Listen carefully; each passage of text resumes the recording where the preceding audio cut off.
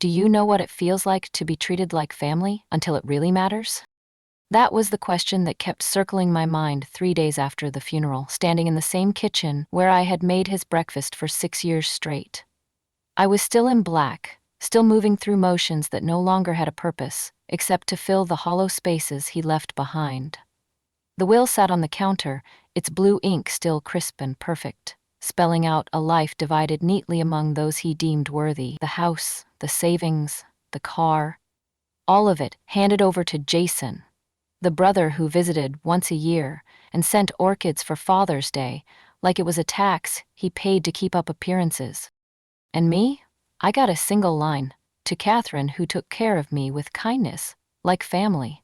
I hope she finds peace. Not daughter, not even caregiver, just an afterthought, slipped between possessions, reduced to a metaphor that could be easily forgotten. I stood there, my hands trembling slightly, reading that line again and again, feeling it burn into the air around me. Jason sat across from me, shifting in his seat, his coffee untouched, his eyes refusing to meet mine. He mumbled something about Dad being sentimental, how it didn't mean what it sounded like. I didn't answer. Because what do you say when the man you carried through surgeries, fed through winters, and held upright through his second stroke, reduces your existence to a polite phrase meant to soften a wound he knew he was leaving? That night, I didn't cry. I didn't even sleep. I simply sat in the guest room, the room I had lived in for 6 long years, and stared at the ceiling, listening to the silence grow heavier with every breath. It wasn't betrayal I felt. It was clarity, a bone-deep understanding that sometimes the deepest loyalty is invisible when it matters most, and that no matter how much you give, some people will still write you out of the final chapter. The day after the funeral, I moved through the house like a ghost, touching surfaces I had wiped 1,000 times, breathing air that felt too still to carry any life. The kitchen smelled faintly of stale coffee and lemon cleaner, a scent so familiar it scraped against my ribs. I set the teapot on the stove, not because I wanted tea, but because the ritual of it was muscle memory. Something to do with my hands while the silence pressed against my skin. The will still sat on the kitchen counter, folded neatly, blue ink sharp and final against white paper. I didn't need to open it again. I knew the words by heart now, each one like a pebble caught in my throat. To Catherine, who took care of me with kindness, like family. I had read it 100 times, waiting for the sting to lessen, for the syllables to lose their edge. But they hadn't. They pressed deeper each time, carving out spaces inside me I didn't know could be hollow. Jason had left for Colorado within hours of the funeral, offering a stiff hug and an empty promise to stay in touch. The neighbors had packed away the sympathy chairs. The priest had left his card but not his prayers. I was alone with the house now, and the house knew me too well to lie about it. I started cleaning because it was easier than thinking. I folded the linen napkins from the reception, stacked the condolence cards by the door, scrubbed the already clean counters. Each movement felt both frantic and slow, like trying to outrun a storm you could already feel soaking through your skin. When I opened the hall closet to put away the extra folding chairs, I found it. The box labeled Old Records, keep in Dad's sharp, precise handwriting. Something tightened in my chest as I pulled it down, the cardboard sagging slightly with the weight of years. I carried the box to the living room and sat cross-legged on the floor, the sun slicing through the blinds in thin, blinding slats. Inside were folders, tax returns, appliance warranties, old insurance policies. And tucked near the bottom, a thick manila envelope sealed with yellowing tape. My hands trembled as I peeled it open, more afraid of what I would find than I cared to admit. Inside were receipts, neatly organized, each clipped to a note in Dad's handwriting. Heating bill, paid by Catherine. Prescription, paid by Catherine. Wheelchair ramp installation, paid by Catherine. It went on and on, a slow, methodical accounting of 6 years of caretaking. Buried beneath the receipts was a spreadsheet, typed and color-coded, with the title, Household Care Summary, Catherine's Costs. I traced the columns with my finger: date, description, amount paid, and at the bottom, in a final column, typed carefully, "Should reimburse? TBD? TBD? To be determined." I sat back, the paper sliding from my lap, my breath catching like a loose thread pulled tight. He had kept track. He had known. Every grocery run, every medical bill, every emergency oil delivery in the dead of winter when the house had threatened to turn to ice. And yet, when it came time to name what I had been to him, he chose like family, close enough to thank, never close enough to count. I sat there on the floor for a long time, the envelope heavy in my lap, the words blurring as my eyes stung from something that wasn't quite sadness. It wasn't betrayal, either. Betrayal would have implied expectation. It was more like the slow, cold understanding that no matter how much you give, some people will always see you as a function instead of a person. I gathered the papers back into the envelope with shaking fingers, careful not to crumple them, and slid them into the box. I didn't know why I handled them so gently. Maybe because even anger hadn't taken away the part of me that still wanted to be careful with what was broken. That evening, after the sun had dropped low behind the neighbor's fence, I made tea the way I always had, 2 bags, extra honey, no milk, and sat at the kitchen table staring at the empty chair across from me. Jason hadn't called. No one had. I didn't blame them. Grief makes people selfish in ways they don't realize. It wraps them in cotton and muffles their view of the one still standing. I traced circles around the rim of my mug with one finger, thinking about how many times I had sat in this same spot while Dad napped in the other room, the TV buzzing low with the sound of old game shows he never really watched. That night, I didn't sleep again. I lay in the guest room, the room I had painted twice, the one with the Wi-Fi bill still in my name, listening to the creaks and groans of the house settling around me. I thought about the spreadsheet, about the careful precision of it, not spiteful, just clinical. As if I had been an expense line in a budget he was never quite sure he wanted to balance. I wasn't angry, I wasn't even surprised, I just felt done. The kind of done that seeps into your marrow and makes the idea of arguing, of explaining, of proving, feel laughably pointless. The next morning I started packing. Not my things. I hadn't brought much. Just the memories. The pieces of myself I had scattered across the house without realizing it. The worn throw blanket on the couch. The cookbook on the second shelf. The framed photo of me at my nursing school graduation, tucked behind the TV. I gathered them up like evidence from a crime scene, careful, methodical, detached. When I finished, I stood in the center of the living room, letting the silence press against me from all sides.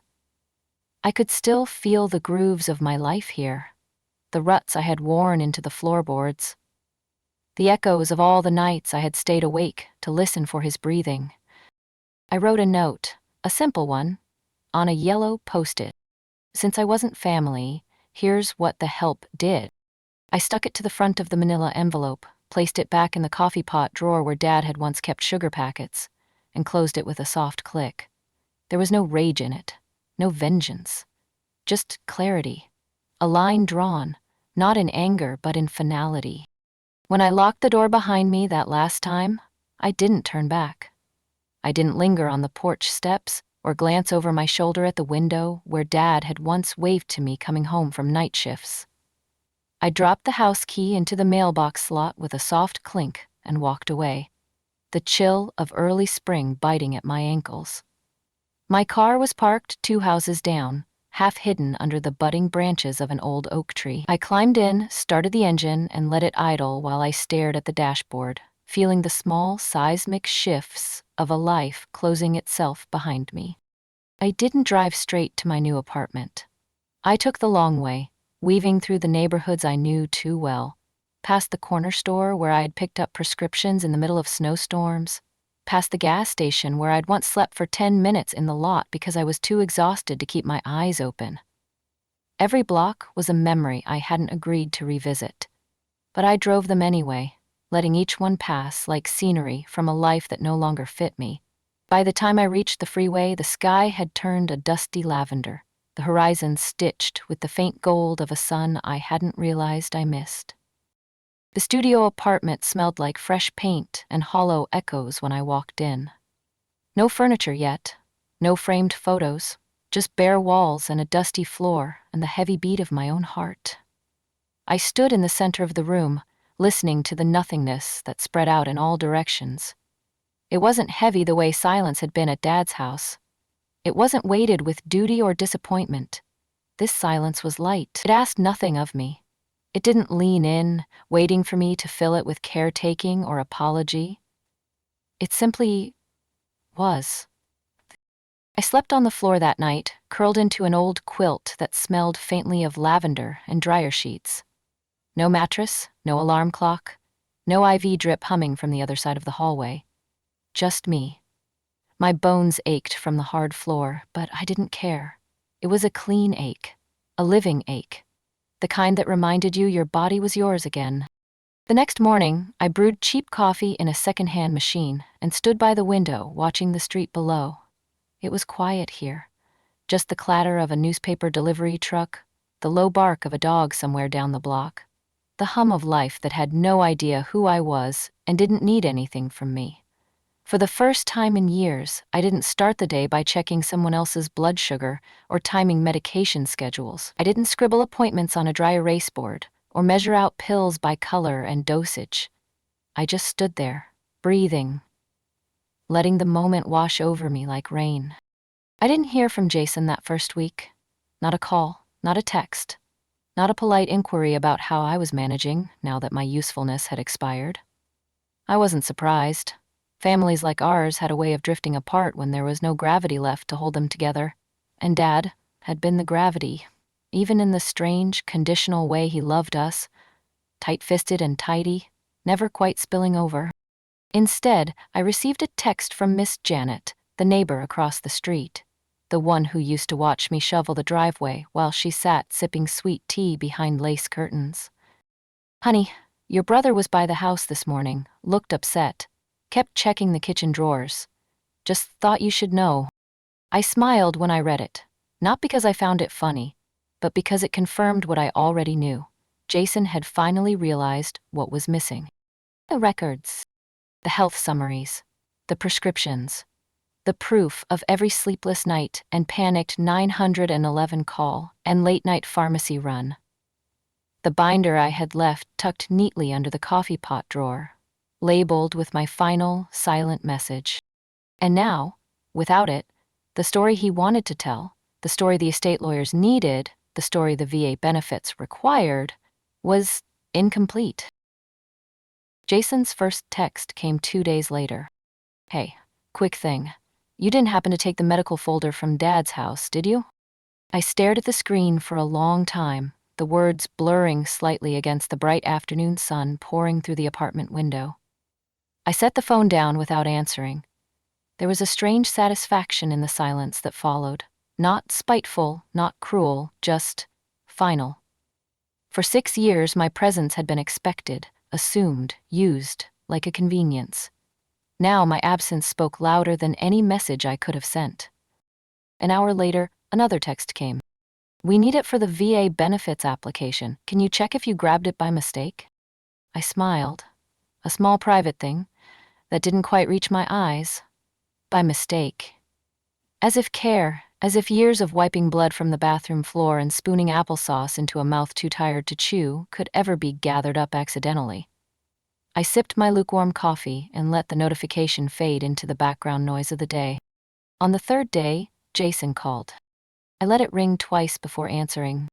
"Catherine," he said, his voice tight with a kind of impatience he had perfected over the years. "I really need those files. The estate agent's on my back. The VA's being a pain about paperwork. If we can't show proof of end-of-life care, the house sale could fall through." I leaned against the kitchen counter, staring out at the narrow street below, where a boy was riding a rusted bicycle in lazy loops. "They were in the drawer," I said. Jason exhaled, a sharp puff of air. "Well, they're not there now. Did you maybe move them somewhere else?" "No," I said calmly. "I left them exactly where they belonged." He went silent, the line buzzing faintly between us. "You're serious right now?" he asked, his voice rising slightly. I didn't respond. I didn't need to. Jason sighed, long and loud, as if burdened by my stubbornness. "Come on, Kat, don't be like this. I know Dad wasn't great about everything, but you know he appreciated you." "No," I said quietly. "I don't know that." He muttered something under his breath too low for me to catch. "I gave him 6 years," I continued, my voice steady but soft. "He gave me a sentence." There was a long silence on the line, the kind that stretches not because there's nothing to say, but because the truth has settled so thick between two people that anything spoken would only cheapen it. Finally, Jason spoke again, his voice tight and strained. "This isn't about you, Kat. It's about finishing things, about doing what needs to be done." I almost laughed, not because it was funny, but because of the sheer audacity of it. I had spent 6 years doing what needed to be done. Scrubbing floors, managing medications, hauling wheelchairs over thresholds too narrow for dignity. Doing the work that no one else wanted to see, let alone shoulder. And now, when the paperwork needed filing and the benefits needed claiming, it was suddenly urgent that I fall back into that role one more time? "I did my part," I said softly.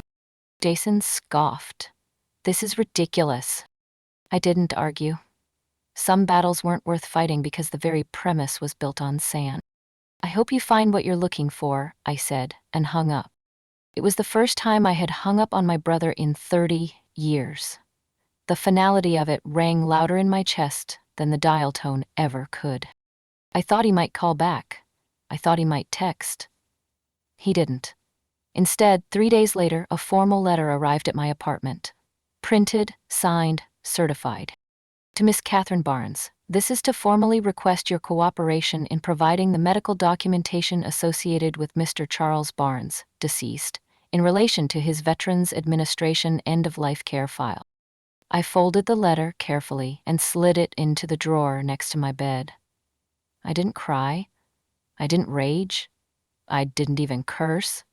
I simply made a cup of chamomile tea, sweetened it with a little honey, and sat by the window, watching the late spring light slip down the street like gold dust. I knew what they needed: the folder, the receipts, the records I had color-coded with shaking hands after too many nights spent in waiting rooms that smelled like bleach and fear. I had them all, still tucked safely on a USB drive in the bottom of my bag. But that wasn't the point. It had never been about the files. It was about what they represented. Proof of a life lived in service to someone who, in the end, had reduced me to a polite afterthought. That night, I printed a single page. One I wrote carefully, each word a deliberate choice. "Dear Sir/Madam, this is to inform you that I was not listed as a family member in Mr. Charles Barnes's final documentation. As such, I am unable to provide any materials on his behalf. Respectfully, The Help." I signed it in blue ink, the same shade Dad had used to sign his will. A small, bitter symmetry that felt almost ceremonial. I mailed the letter the next morning, slipping it into the slot outside the post office with a sense of finality so sharp it nearly buckled my knees. But I didn't falter. I didn't hesitate. I turned on my heel and walked away, the spring sun warm on my face, the air smelling faintly of fresh-cut grass, and something like freedom. 3 days later, Miss Janet texted again. "Your brother was back at the house this morning, looked like hell. Punched the garage door when he left." I smiled into my coffee, not because I wanted him to hurt, but because, for once, the consequences of his entitlement were his alone to carry. I didn't reply to Miss Janet. I didn't reach out to Jason. I didn't apologize for the silence he was finally forced to sit in. I simply opened my laptop, pulled up the file labeled Barnes Medical Records, Final, and dragged it to the trash bin. I deleted it. Not out of spite, not out of cruelty, out of clarity. Because I didn't need to prove what I had done anymore. Not to Jason, not to Dad, not to the VA or the estate agent, or anyone else who had only learned to recognize my worth when it became administratively necessary, had lived it. And if that wasn't enough for them, then the record didn't matter. But it never did. The summer slid in quietly, threading warmth into the corners of my small apartment, filling the empty spaces with golden light that didn't demand anything from me. I built a life in soft layers. A second-hand couch, a chipped coffee table from a thrift store, a set of blue curtains that caught the breeze like sails on a lazy river. I worked part-time at the local library, shelving books, answering quiet questions, pointing children toward stories they would pretend to read. It wasn't glamorous, it wasn't grand, but it was mine. Every square foot of that life belonged to me, in a way the house on Rose Hill Drive never had. Jason didn't call again. He didn't text. No birthday cards, no awkward holiday messages. It was as if we had agreed silently that the thread between us had frayed beyond mending. I thought about him sometimes. Wondered if the house had finally sold, if he had filled it with new furniture and fresh paint, covering over the grooves left by Dad's wheelchair, the scratches on the doorframe where I used to measure the slow shrink of a man aging faster than he should have. I wondered if Jason ever thought about what he had lost. Not the house, not the money, but the quiet, stubborn love he had never bothered to recognize until it was gone. One Sunday afternoon, while shelving returns in the biography section, a man approached the desk. Mid-50s, soft-spoken, wore a jacket that looked like it had seen more winters than most people endure. "Excuse me," he said. "I'm looking for public records about a Charles Barnes. Passed away earlier this year. Lived over on Rose Hill Drive, I believe." I felt my breath catch slightly in my chest, but kept my face still. "May I ask why?" I said, my voice steadier than I felt. He smiled, kind but cautious. "Bought his house, found a folder hidden deep in a kitchen drawer, labeled Truth Binder, thought there might be more to the story." I stared at him for a moment, the words folding themselves carefully in my mind. "I am his daughter," I said. Something shifted in his expression, an understanding, not pity. "You must have loved him a great deal," he said quietly. I didn't answer right away. I thought about all the nights by his bedside, the medication alarms, the quiet hands that held him upright when his body failed him. Love wasn't always loud. Sometimes love was 1,000 small, invisible acts stitched together in the dark. "I did," I said finally, "in my way."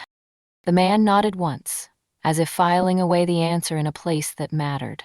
He pulled something from his bag. A photocopy of the folder cover, the words Truth Binder printed in my careful, tired handwriting. He set it gently on the desk between us, as if offering a peace treaty across a war neither of us had started.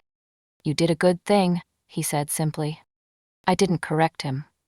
I didn't tell him about the nights I had cursed under my breath while changing bedpans, or the mornings I had cried into a dish rag so Dad wouldn't hear. Goodness wasn't the point. Staying had been the point. Showing up, doing the work no one applauded, no one even saw. That was the only thing that mattered in the end. He thanked me again and left, his footsteps soft against the faded library carpet. I stood there for a long moment, staring at the empty space he left behind. Then I folded the photocopy and tucked it into my pocket. Not as proof, not as evidence, but as a quiet reminder that some truths, once lived, didn't need to be shouted to be real. Summer deepened into the heavy sweetness of early fall. The mornings grew cooler, the evenings stretched longer, and the light changed into that particular golden hue that makes even broken sidewalks look beautiful. I found comfort in small routines: coffee from the corner shop, evening walks along the river, quiet afternoons reading poetry no one else seemed to borrow. I didn't visit the cemetery. I didn't drive by the old house. I let those places drift out of my orbit, small islands sinking quietly below a rising tide of my own new life. There was nothing left for me there. No ghosts I needed to confront. No apologies I was waiting to receive. Instead, I built new rituals, Saturday mornings spent tutoring high schoolers at the community center. Sunday afternoons baking terrible muffins in a battered oven that smoked no matter how low the temperature. Thursday nights writing in a battered leather journal, filling pages not with grief, but with memory. The kind of memory that belonged to me alone. It wasn't about forgetting. It was about reclaiming. One evening, after a storm had swept through, I stood on the small balcony outside my apartment, watching the last raindrops shimmer on the railing. The air smelled sharp and clean, full of newness. I thought about Dad, about Jason, about the house, about all the invisible weight I had carried without complaint for so long. I thought about the will, like family. The phrase no longer hurt the way it once had. It was just a set of words now, stripped of power, a reflection of someone else's limitations, not mine. I wasn't like family. Hit me at the family. In every battered night, in every unspoken sacrifice, in every hand that reached out when no one else was looking. And that was enough. It had always been enough. Some endings don't come with grand gestures. No final confrontation. No letters discovered years too late. No sudden apologies whispered at the last possible moment. Some endings simply arrive like a change in the weather. Soft, steady, inevitable. I didn't need the house to validate my love. I didn't need a signature or a title to prove what I had given. Every sleepless night, every whispered comfort, every silent act of devotion, they lived inside me, woven into the fabric of who I had become. They needed no witness, no ledger, no acknowledgement. They were real because I was real. I moved forward quietly, carrying the truth of those years like a stone in my pocket. Heavy, but no longer unbearable. A reminder of where I had been, of what I had survived, of who I had chosen to be when no one was watching. Sometimes love isn't written in ink. It's written in footsteps across cold floors at midnight, in steady hands lifting someone else's weight, in the quiet resilience to stay, even when staying costs more than leaving ever would. I never went back to Rose Hill Drive. Not to the house, not to the cemetery, not even in dreams, because I wasn't buried there. I had carried myself out, and wherever I chose to stand now, that was home enough.